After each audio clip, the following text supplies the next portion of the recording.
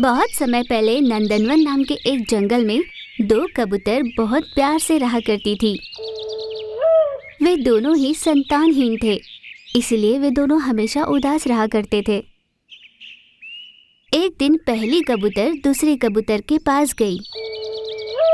दोस्त, जंगल के बाकी जानवरों का ये कहना है कि नदी के पास रही संतान देवी के पास जाकर अगर हम प्रार्थना करें तो वो हमें संतान प्राप्ति करा देगी।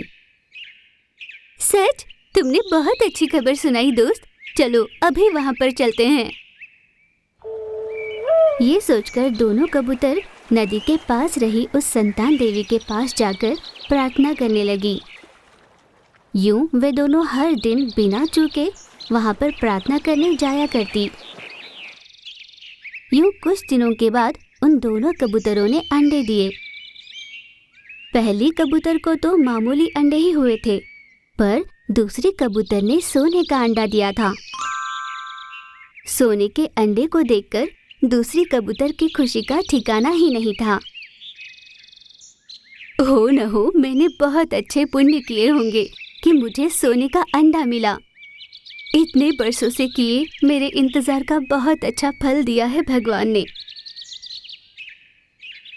इस तरह वो हर समय खुश रहा करती। धीरे धीरे उसकी ये खुशी घमंड में बदल गई। इसी के चलते वो पहले कबूतर की ज्यादा कदर नहीं करती थी। तुम्हारा क्या है, तुम्हारा तो मामूली अंडा है, चाहे जैसे भी सेनो, पर मेरा तो सुनहरा अंडा है, इसे बड़े जतन से प्यार से पालना होगा। यूं पहले कबूतर के बारे में वो कम आंक कर बात किया करती। कुछ दिनों के बाद उन दोनों अंडों से नन्हे कबूतर बाहर निकले। मामूली अंडे से निकला हुआ नन्हा कबूतर मामूली ही था, पर सुनहरे अंडे से निकला हुआ नन्हा कबूतर एकदम सुनहरा चमकदार था।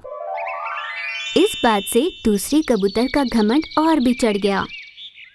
उसने अपने नन्हे से कबूतर को पास वाले अरण्य में रहने वाले गुरुजी के पास विद्या प्राप्ति के लिए भेजा, पर साधारण कबूतर ने अपने नन्हे कबूतर को उसी जंगल में रहने वाले भालू के पास विद्या सीखने भेजा। एक दिन दूसरी कबूतर शेर के पास गई। नमस्कार महाराज। नमस्कार कबूतर जी, कहिए कैसे आना हुआ? वो कुछ नहीं महाराज।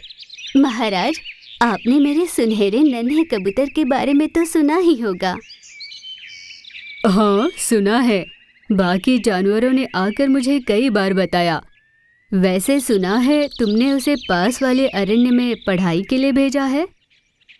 हाँ महाराज, जैसे ही उसकी विद्या पूरी हो जाएगी उसे आपको अपने पास मंत्री पद पर रखना होगा। हाँ जरूर, क्यों नहीं। हाँ जरूर, क्यों नहीं। ऐसे शिक्षितों का मेरे पास रहना जंगल के लिए और मेरे लिए भी बहुत अच्छा है। ऐसा ही करेंगे। इस तरह दूसरे कबूतर को उसने हामी दी, पर साधारण कबूतर उसी जंगल में रहते हुए विद्या प्राप्त कर रहा था। अपने साथी जानवरों और पक्षियों से उसने अच्छी दोस्ती बढ़ाई थी। बड़ों का आदर करना ये वो अच्छे से जानता था। एक दिन दोनों मादा कबूतर आपस में मिलने आए। दोस्त, बड़े दिनों बाद मिलना हुआ, कैसी हो तुम? मैं बहुत अच्छी हूँ, तुम कैसी हो? हाँ दोस्त, मैं बहुत अच्छी हूँ। सुना है तुम्हारा नन्हा कबूतर पास वाले अरण्य में विद्या सीखने गया है, कैसा है वो? हाँ, उसका क्या है, वो तो बहुत बढ़िया है। तुम्हारे जैसा साधारण कबूतर जना होता तो उसे इसी जंगल में पढ़ाना पड़ता, पर वो सुनहरा कबूतर है, उसे बाकियों की तरह भला कैसे बढ़ाती? इस तरह बड़े घमंड से बात करने लगी। उस पर पहली कबूतर कुछ न कह पाई, वो चुप रही। कुछ दिनों बाद पास वाले अरण्य से अपनी विद्या पूरी कर सुनहरा कबूतर अपने जंगल वापस लौटा। देखो, तुम कोई मामूली कबूतर नहीं हो, सुनहरे कबूतर हो। तुम्हें किसी के पास जाकर बात करने की कोई जरूरत नहीं, उन्हीं को तुम्हारे पास आकर बात करना होगा। इस तरह दूसरी कबूतर अपने सुनहरे कबूतर को सिखाया करती। और वो भी अपनी माँ की ही सुना करता। कुछ दिनों बाद शेर राजा ने सभी जानवरों को अपनी गुफा के पास बुलाया।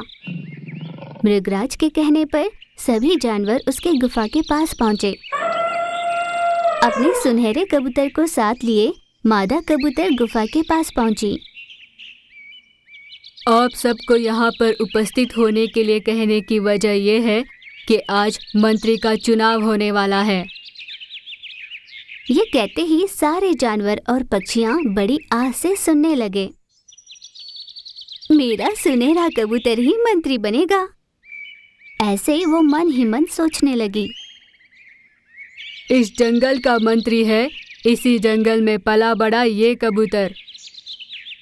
ये कहते हुए साधारण कबूतर की ओर इशारा किया। ये जानकर वहाँ खड़े सभी जानवर और पक्षियाँ बहुत खुश हुए, पर दूसरी कबूतर आश्चर्यचकित हुई।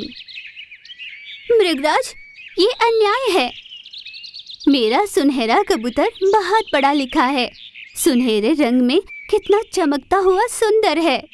मेरे बेटे को मंत्री बनाने का आपने मुझसे वायदा भी किया था, पर अब ऐसे कैसे आपने अपनी बात बदल दी? हे कबूतर, मैं तुम्हारा आक्रोश अच्छे से समझ सकता हूँ, पर एक मंत्री की काबिलियत उसकी सुंदरता या मेरी दी हुई बात नहीं हो सकती।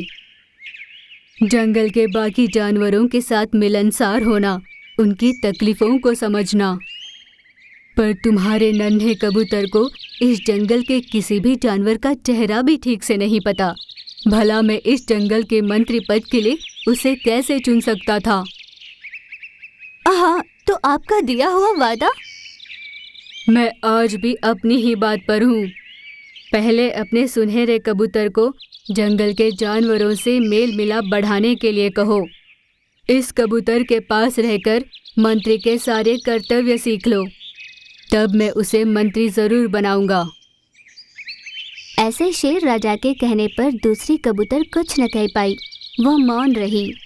साधारण कबूतर मंत्री पद पर चढ़कर जंगल की बागडोर संभालने लगा। इस घटना से दूसरी कबूतर का सारा घमंड चकनाचूर हुआ। अब वो किसी को भी कम आंक कर बात नहीं किया करती थी। अपने सुनहरे कबूतर को जंगल में जाकर सभी के साथ मेल मिलाप बढ़ाने के लिए कहा करती थी और उसे काम सीखने के लिए प्रोत्साहित करती। इस तरह दूसरे कबूतर में आए इस बदलाव को देखकर जंगल के सभी जानवर बहुत खुश हुए।